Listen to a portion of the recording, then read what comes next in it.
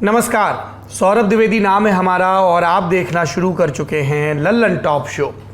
नागरिकता संशोधन कानून के खिलाफ प्रदर्शन, हिजाब विवाद, हाथरस गैंगरेप के बाद कथित दंगों की साजिश और ऐसे तमाम मामलों में एक शब्द का जिक्र कहीं ना कहीं से चला ही आता है, PFI, popular front of India. आपने अखबारों में पढ़ा होगा, अमुक घटना के तार पीएफआई से जुड़े मिले। हाल ही में ऐसी हेडलाइन बिहार की राजधानी पटना के एक मामले के संबंध में भी बनी, जहां पुलिस ने आतंकवादी गतिविधियों में सम्मिलित होने के आरोप में 2 लोगों को गिरफ्तार किया था। हमने आपको लल्लन टॉप शो में बीते दिन के विस्तार से बताया था यह भी कि इस मामले की जांच एनआईए के सुपुर्द कर दी गई और यहां भी पीएफआई का जिक्र हुआ। झंडे और पर्चे मिलने की बात सामने आई तो हमने सोचा कि आज विस्तार से पीएफआई का कच्चा चिट्ठा आप लोगों के सामने रखा जाए, बांचा जाए कि यह संगठन क्या है, किस तरह का काम करता है, इस पर इतने आरोप क्यों लगते हैं और सरकार किस तरह की कार्रवाइयां कर रही है।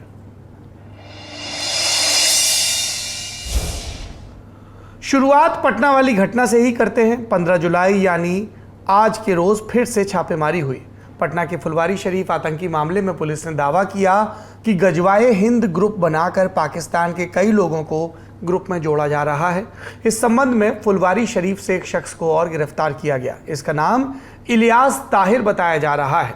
इससे पहले 14 जुलाई को बिहार पुलिस ने दावा किया कि आतंकी मॉड्यूल के 2 मुख्य आरोपियों समेत 5 लोगों को पकड़ा गया है। इनके संबंध पॉपुलर फ्रंट ऑफ इंडिया यानी पीएफआई से होने का दावा किया गया। मामले की जांच एनआईए के पास है। आज आतंक विरोधी दस्ते यानी एटीएस ने पटना में पीएफआई के ही राजनीतिक विंग एसडीपीआई के दफ्तर पर छापेमारी की। दफ्तर में जुबैर, तीस्ता सीतलवार सरीखे लोगों की गिरफ्तारी का विरोध करते हुए पोस्टर मिले। इनमें लिखा था, let's unite against politics of hate. Police ने आरोपियों की गिरफ्तारी के वक्त दावा किया था कि उन्हें कुछ आपत्तिजनक और विद्वेष से परिपूर्ण कागजात मिले, जिसमें साल 2047 तक हिंदुस्तान को इस्लामिक राष्ट्र बनाने की बात लिखी थी। हमने बीते दिन के शो में ये खबर दिखाई थी।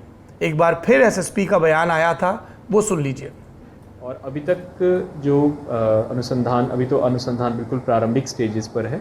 जो पता चला है कि ऑर्गेनाइजेशन बेसिकली मोबिलाइज करती थी, मस्जिद में और मदरसा में यूथ्स को मोबिलाइज करते थे और कठोरता की तरफ, जिसको हम अंग्रेज़ी में रेडिकलाइजेशन बोलते हैं, उसके लिए ये लगातार कार्यशील थे।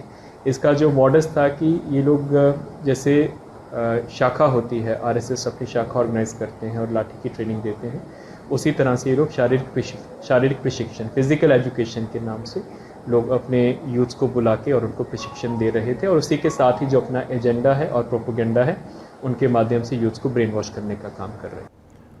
जिस पीएफआई पर ये आरोप लगे, हमने उनकी प्रतिक्रिया भी जाननी चाहिए। हमने पीएफआई से 5 सवाल किए। पहला, पटना में हुई गिरफ्तारियों के तार पीएफआई और एसडीपीआई से जोड़े जा रहे हैं। आप पर आतंकी गतिविधियों में शामिल होने का आरोप लग रहा है, इस पर क्या कहना है? दूसरा, रिटायर्ड दरोगा मोहम्मद जलालुद्दीन और अतहर परवेज आपके संगठन से जुड़े हैं, हाँ या नहीं? तीसरा, एटीएस ने पटना में एसडीपीआई के दफ्तर पर छापेमारी की। जो लोग गिरफ्तार हुए उनके यहाँ से आपका झंडा और डॉक्यूमेंट मिला, जिसमें 2047 तक भारत को इस्लामिक राष्ट्र बनाने की बात है। क्या आप उस डॉक्यूमेंट से इत्तेफाक रखते हैं? चौथा, पटना के एसएसपी ने कहा कि पीएफआई के लोग आरएसएस की तरह शाखा लगाकर युवाओं को शारीरिक प्रशिक्षण देकर अपने एजेंडे और प्रोपेगेंडा के लिए ब्रेन वॉश कर रहे थे, इस पर क्या कहना है? और पांचवा, पीएफआई के ऊपर कितने मुकदमे चल रहे हैं? क्या कभी किसी केस में दोष सिद्ध हुआ? हमारा शो रिकॉर्ड किए जाने तक हमें इन 5 सवालों का सिलसिलेवार जवाब नहीं मिला, पर एक प्रेस नोट जरूर भेजा गया। इस प्रेस नोट का शीर्षक था, Bihar police claims ridiculous attempt to demonize the organisation popular front. मतलब ये कि पॉपुलर फ्रंट ने कहा कि बिहार पुलिस का दावा हास्यास्पद है, ये संगठन को बदनाम करने की कोशिश है। प्रेस नोट में आगे लिखा गया कि बिहार पुलिस ने पटना में 2 मुस्लिमों को गिरफ्तार किया और दावा किया कि वो आतंकी हैं और कई आरोप पॉपुलर फ्रंट ऑफ इंडिया पर लगाए। ये सभी आरोप निराधार हैं। पुलिस ने फेक डॉक्यूमेंट के आधार पर एक काल्पनिक टेरर प्लॉट तैयार करने की कोशिश की। आरोपियों के पास से जो 8 पेज का दस्तावेज मिलने का दावा किया, वो पूरी तरह से फैब्रिकेटेड यानी बनावटी है। पीएफआई ने ऐसा डॉक्यूमेंट कभी भी प्रकाशित या वितरित नहीं किया। ये डॉक्यूमेंट पहली बार तब पब्लिक डोमेन में आया जब यूपी पुलिस ने बस्ती जिले के मामले की चार्जशीट में इसे दिखाया था। अगर कोई उस दस्तावेज को पढ़े तो आसानी से इस नतीजे पर पहुंच सकता है कि ये कुछ और नहीं बल्कि फैब्रिकेटेड है। जिस तरीके से प्रेस कॉन्फ्रेंस में पटना पुलिस के द्वारा डॉक्यूमेंट दिखाया गया वो बड़ी साजिश के तहत पीएफआई के खिलाफ मुकदमे लगाने की कोशिश है। इसके अलावा पीएफआई ने खुद को कानूनी और लोकतांत्रिक तरीके से काम करने वाला संगठन भी बताया। हमने आपको पुलिस का पक्ष दिखाया, पीएफआई का पक्ष दिखाया। सच क्या है ये जांच के बाद सामने आएगा, लेकिन यहां कुछ बातें हैं जिन्हें जानना जरूरी है।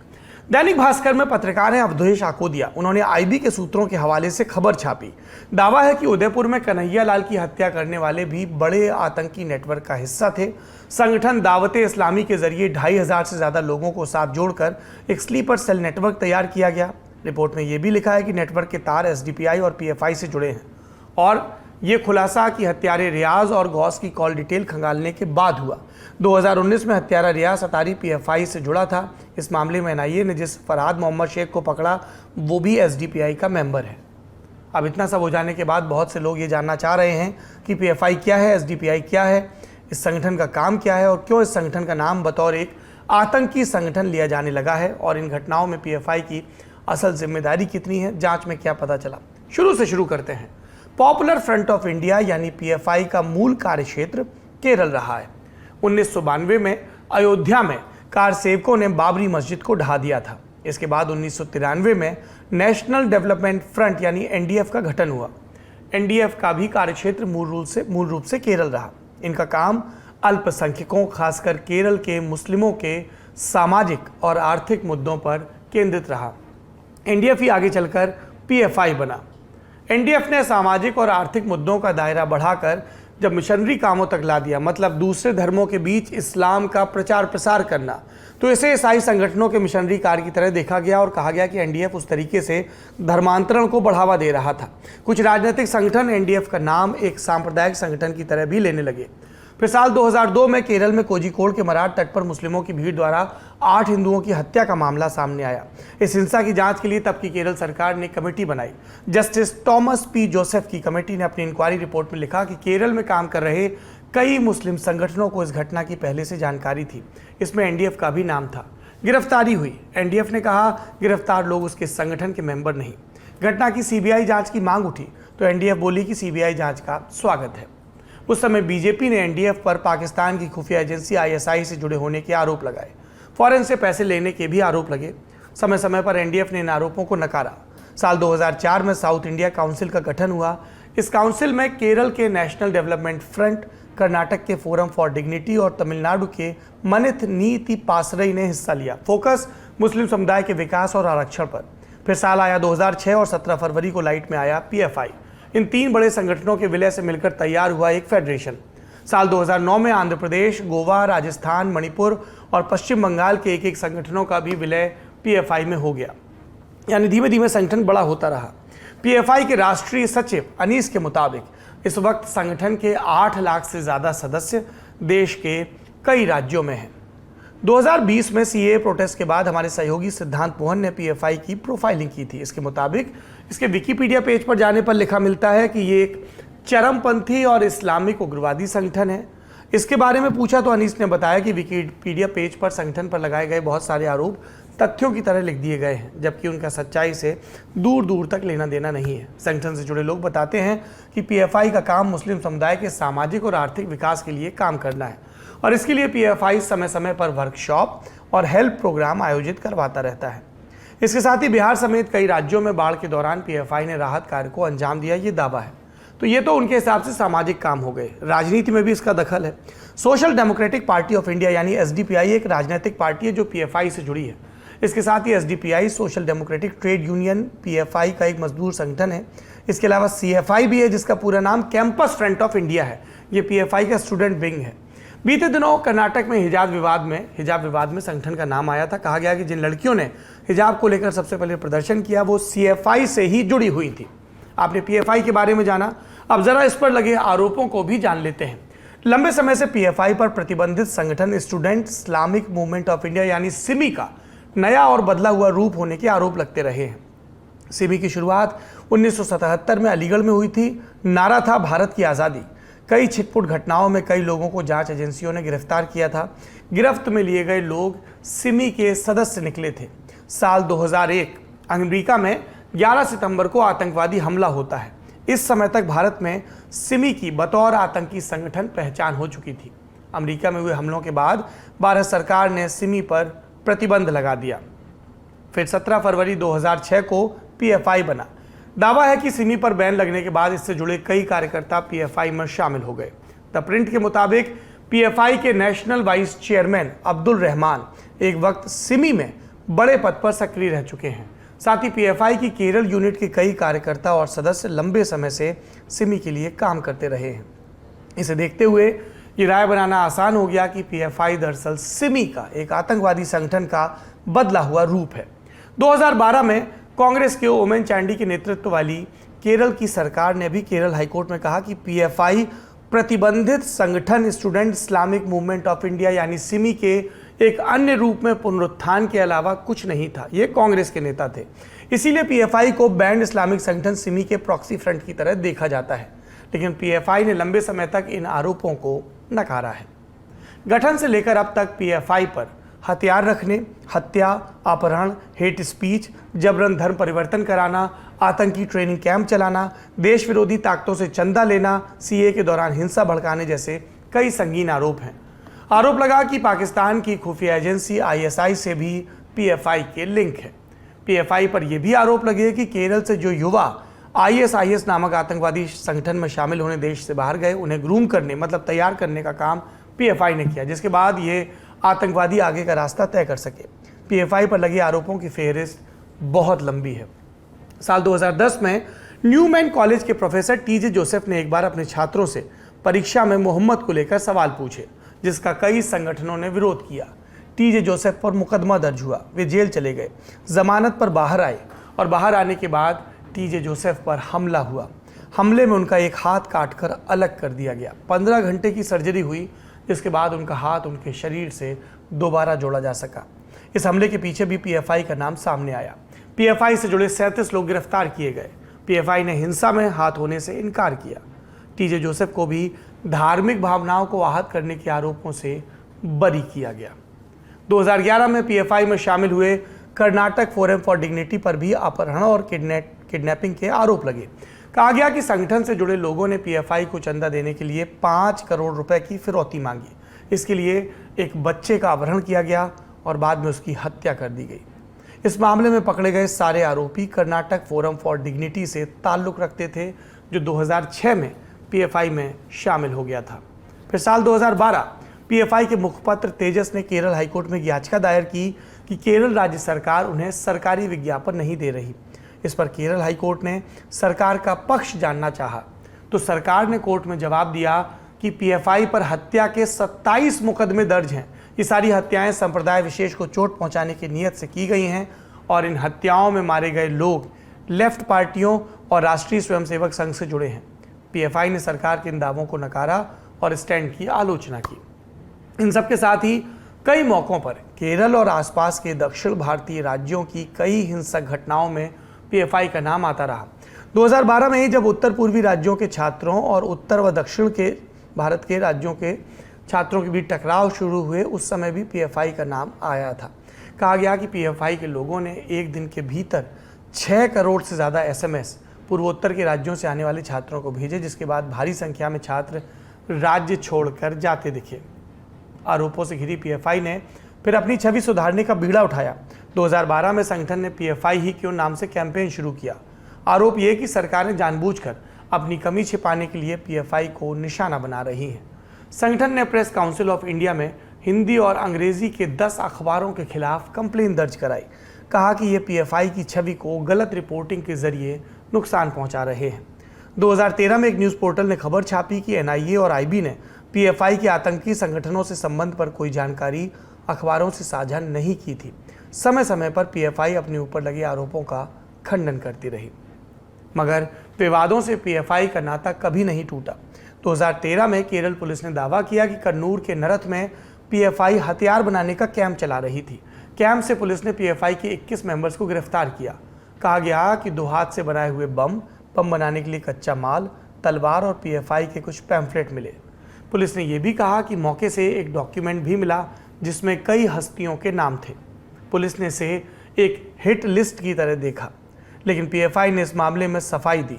कहा कि गिरफ्तार हुए लोगों के साथ साथ पीएफआई के नेताओं का बयान भी आया कि ये योग का ट्रेनिंग कैंप था जो पीएफआई के हर सदस्य के व्यक्तित्व विकास के लिए ज़रूरी है।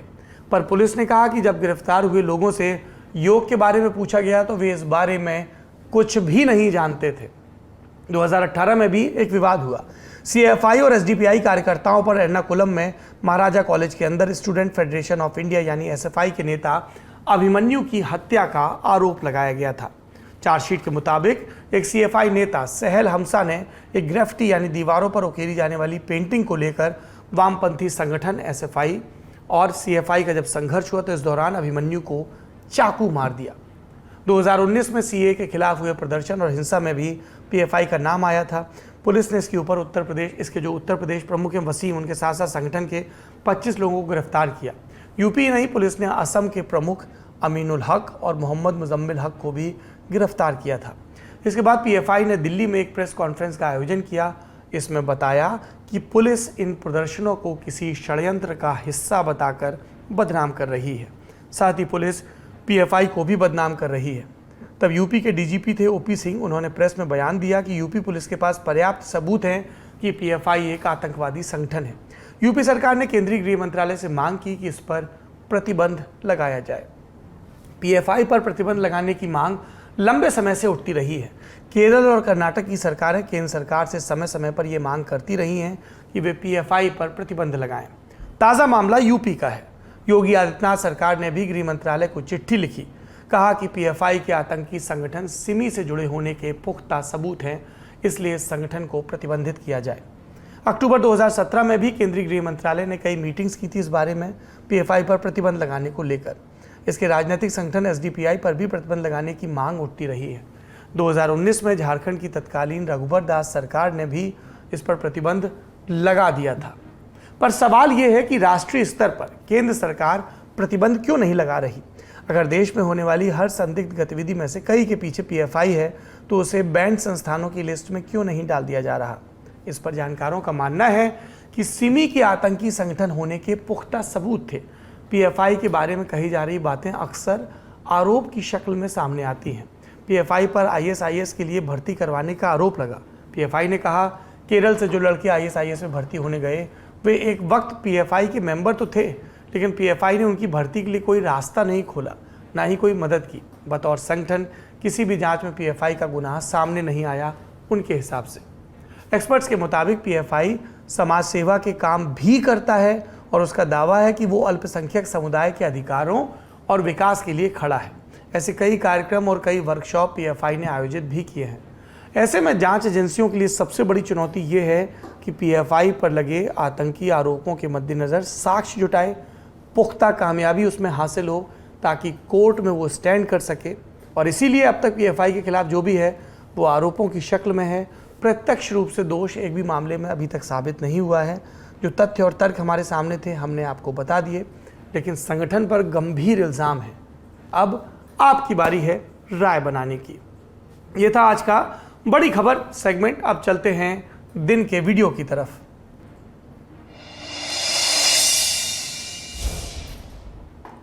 India and China, most populated two nations and neighbor. Sooner or later, you have to solve this problem through talk, through peaceful means. Use military force is outdated. इनका चेहरा आप बहुत अच्छी तरह से जानते हैं। ये धर्मगुरु दलाई लामा हैं। आज वो लेह पहुंचे जहां उनका ज़ोरदार स्वागत हुआ। जम्मू और लेह के हवाई अड्डे पर उनसे प्रेस ने बात भी की और तब उन्होंने ये बयान दिया अंग्रेज़ी में। कहा भारत और चीन दुनिया में सबसे बड़ी आबादी वाले देश हैं। लद्दाख में दोनों देशों को शांतिपूर्ण बातचीत के माध्यम से ही हल निकालना चाहिए। दलाई लामा जब भी अरुणाचल या लद्दाख जाते हैं चीन के पेट में दर्द होता है। अनुच्छेद 370 के निष्प्रभावी होने के बाद ये दलाई लामा का पहला लद्दाख दौरा है। उन्होंने ये भी कहा कि वो अलग तिब्बत की नहीं बल्कि चीन के भीतर स्वायत्त तिब्बत के पैरोकार हैं। दलाई लामा के इन बयानों की पूरी दुनिया में चर्चा हो रही है और दिल्ली में कोई मंद मंद मुस्कुरा रहा है। सूचना समाप्त। अब चलते हैं सुर्खियों की तरफ। पहली सुर्खी आज फिर संसद से आई। आज संसद के एक छोटे से बुलेटिन की तस्वीर सुबह सुबह वायरल हो गई। 14 जुलाई के इस बुलेटिन में सेक्रेटरी जनरल पीसी मोदी के नाम से एक आदेश है। आदेश ये कि सांसद अब संसद परिसर को किसी तरह के प्रदर्शन, धरने, हड़ताल, उपवास या किसी धार्मिक आयोजन के लिए इस्तेमाल नहीं कर पाएंगे। इसे लेकर विपक्ष ने सरकार की आलोचना की। राज्यसभा में कांग्रेस के मुख्य सचेतक जयराम रमेश ने ट्वीट किया कि धरना मना है। ये वर्ड प्ले था। 2003 में एक हॉरर फिल्म आई थी जिसका नाम था डरना मना है। इस पर एनसीपी सुप्रीमो शरद पवार ने भी कहा कि उन्हें लोकसभा अध्यक्ष की तरफ से एक बयान प्राप्त हुआ कि प्रदर्शन पर कोई रोक नहीं है। सभी राजनीतिक दल 16 जुलाई को दिल्ली में मिलेंगे और वहीं इस पर विस्तार से बात होगी। कई लोगों ने इस पर भी ध्यान दिलाया कि जब जयराम रमेश यूपीए सरकार के दौरान मंत्री थे तब भी इस तरह के निर्देश जारी किए गए थे। दूसरी सुर्खी, आज ऑल्ट न्यूज़ के सह संस्थापक मोहम्मद जुबैर को दिल्ली में दर्ज मामले में बेल मिल गई। दिल्ली पुलिस ने 2018 में किए एक ट्वीट को लेकर जुबैर को 27 जून के रोज़ गिरफ्तार किया था और इसके बाद उन्होंने बेल के लिए चीफ मेट्रोपॉलिटन मजिस्ट्रेट कोर्ट में याचिका लगाई जो 2 जुलाई को खारिज हो गई। फिर जुबैर राहत के लिए सेशंस कोर्ट पहुंचे थे। दिल्ली पुलिस ने अपनी एक एफआईआर में पहले आईपीसी की धारा 153A और धारा 295 लगाई थी। इन धाराओं का संबंध दो समुदायों के बीच धार्मिक विद्वेष फैलाने और धार्मिक भावनाएं भड़काने से है। इसके बाद आपराधिक षड्यंत्र और फॉरेन कंट्रीब्यूशन रेगुलेशन एक्ट यानी FCRA की धारा 35 भी जोड़ दी गई थी क्योंकि दिल्ली पुलिस ने जुबैर पर विदेशी चंदे के संबंध में भी आरोप लगाए थे। इस मामले में अभियोजन और बचाव पक्ष की दलीलें समय समय पर लल्लन टॉप ने आपको विस्तार से बताई थी। 14 जुलाई को न्यायालय ने अपना फैसला सुरक्षित रख लिया था। आज फैसला सुनाते हुए एडिशनल सेशंस जज देवेंद्र कुमार जंगला ने कहा, एक स्वस्थ लोकतंत्र के लिए असहमति का स्वर आवश्यक है, इसलिए महज किसी राजनीतिक दल की आलोचना के संबंध में आईपीसी की धारा 153A और 295 लगाना न्यायोचित नहीं है। हिंदू धर्म सबसे प्राचीन और उदार धर्मों में है। बड़ी संख्या में हिंदू अपने प्रतिष्ठानों और बच्चों के नाम देवी देवताओं के नाम पर रखते हैं। ऐसा करना अपने आप में 153A और 295A के तहत नहीं आएगा जब तक मकसद में खोट ना हो। आरोपी ने जो तस्वीर पोस्ट की थी वो 1983 में आई फिल्म किसी से ना कहना का एक सीन था। इसे भारत सरकार के central board of film certification द्वारा प्रमाणित किया गया था और तभी से ये फिल्म सार्वजनिक रूप से उपलब्ध है। आज तक ऐसी कोई शिकायत नहीं मिली कि अमुक सीन से किसी समुदाय की भावनाओं को ठेस पहुंची हो। मामले की जांच कर रहे इन्वेस्टिगेटिंग ऑफिसर यानी आईओ ने अभी तक उस ट्विटर यूजर का भी पता नहीं लगाया जिसकी भावनाएं कथित रूप से आरोपी के ट्वीट के चलते आहत हुई और ना ही धारा 161 सीआरपीसी के तहत इस यूजर या किसी और का बयान दर्ज किया गया। आरोपी 5 दिन पुलिस कस्टडी में था और अब न्यायिक हिरासत में है। अब और पूछताछ की आवश्यकता नहीं है, अतः आरोपी को सलाखों के पीछे रखने की भी आवश्यकता नहीं है। बेल देते हुए न्यायालय ने 2 शर्तें भी लगाई। पहली, जुबैर को 50,000 रुपये का एक बॉन्ड भरना होगा और वो बिना न्यायालय की अनुमति के देश के बाहर नहीं जा सकेंगे। ये ब्यौरे हमने कानूनी मामलों पर नज़र रखने वाली वेबसाइट लाइव लॉ से लिए हैं। वैसे इस राहत के बाद भी जुबैर फिलहाल जेल में ही रहेंगे क्योंकि उत्तर प्रदेश के अलग अलग ज़िलों में उनके खिलाफ 6 और मामले दर्ज हैं। इनमें से एक मामले में जुबैर सुप्रीम कोर्ट से बेल प्राप्त कर चुके हैं। उन्होंने सुप्रीम कोर्ट में याचिका और लगाकर उत्तर प्रदेश के सभी 6 मामलों को रद्द करने की मांग की है। अगली सुर्खी का संबंध है सीमा विवाद से, लेकिन यह सीमा विवाद किसी दूसरे देश से नहीं, भारत के ही 2 राज्यों से है। आज असम और अरुणाचल प्रदेश के बीच सीमा विवाद के निपटारे के लिए नामसाई घोषणा पत्र पर दस्तखत किए गए। देश के 2 राज्यों के बीच सीमा विवाद इतने कैसे बढ़ गए कि घोषणा पत्र की जरूरत पड़ गई, ये एक अलग लल्लन टॉप शो का विषय हो सकता है, लेकिन आज हम सिर्फ एक छोटा रिकैप देंगे आपको। दर्शक जानते ही हैं कि पूर्वोत्तर में 3 दिशाओं में फैला मैदानी विस्तार है जो पहाड़ों से घिरा है। आज़ादी के वक्त यहाँ कुछ ही राज्य थे जैसे असम, मणिपुर, नेफा, नागालैंड, मिजोरम और मेघालय। ये राज्य आने वाले दशकों में बने और नेफा यानी नॉर्थ ईस्ट फ्रंटियर एजेंसी बना अरुणाचल प्रदेश। नक्शे पर रेखाएं आसानी से खींच दी गई, लेकिन ज़मीन पर सीमा को लेकर विवाद आज तक चला आ रहा है। याद करिए जुलाई 2021 जब असम और मिजोरम की पुलिस के बीच सीमा विवाद को लेकर ही गोलीबारी हो गई थी और असम पुलिस के 5 जवानों की मृत्यु हो गई थी। ऐसा ही एक विवाद अरुणाचल और असम के बीच भी चला आ रहा था। इसी विवाद को लेकर आज दोनों सूबों के कैबिनेट मंत्रियों के बीच एक बैठक हुई जिसके बाद नामसाई घोषणा पत्र जारी हुआ। ये एक जिले का नाम है जो अरुणाचल प्रदेश में पड़ता है। नामसाई घोषणा पत्र 123 गांवों को लेकर चल रहे विवाद की बात करता है। विवाद पुराना है, इसलिए घोषणा पत्र में पूर्व में हुई बैठकों, समझौतों और कमेटियों का विवरण है। चौथे बिंदु में घोषणा पत्र कहता है कि अरुणाचल की सीमा में पड़ रहे 28 गांव अरुणाचल के पास रहेंगे। जिन 3 गांवों पर अरुणाचल ने दावा छोड़ा है वो असम के पास रहेंगे। 6 गांव जिन्हें असम की सीमा में चिन्हित नहीं किया जा सका, अगर वो अरुणाचल में मिलते हैं तो वो अरुणाचल में ही रहेंगे। सीमा विवाद पर बनी रीजनल कमेटी 15 सितंबर को अपनी रिपोर्ट पेश करेगी। इसके बाद दोनों राज्यों में एक समझौता होगा जिसे स्वीकृति के लिए केंद्र के पास भेजा जाएगा। इस समझौते पर अरुणाचल के मुख्यमंत्री पेमा खांडू और असम के मुख्यमंत्री हिमंता बिस्वा शर्मा ने दस्तखत किए हैं और प्रधानमंत्री और गृह मंत्री का शुक्रिया भी अदा किया है। अगर बातचीत के माध्यम से सीमा विवाद वाकई इस तरह सुलझ जाता है तो ये असम और अरुणाचल के साथ पूरे पूर्वोत्तर के लिए उपलब्धि होगी और देश के लिए एक नया सबक। जाते जाते एक बात और, एक न्योता है। जुड़िए लल्लन टॉप की नई पहल रंगरूट से। रंगरूट जहां बात होगी युवाओं की, उनकी पढ़ाई लिखाई, कॉलेज, यूनिवर्सिटी, कैंपस और करियर की। ये हमारा नया वेंचर है। इसके यूट्यूब चैनल और फेसबुक पेज का लिंक आपको डिस्क्रिप्शन में मिल जाएगा।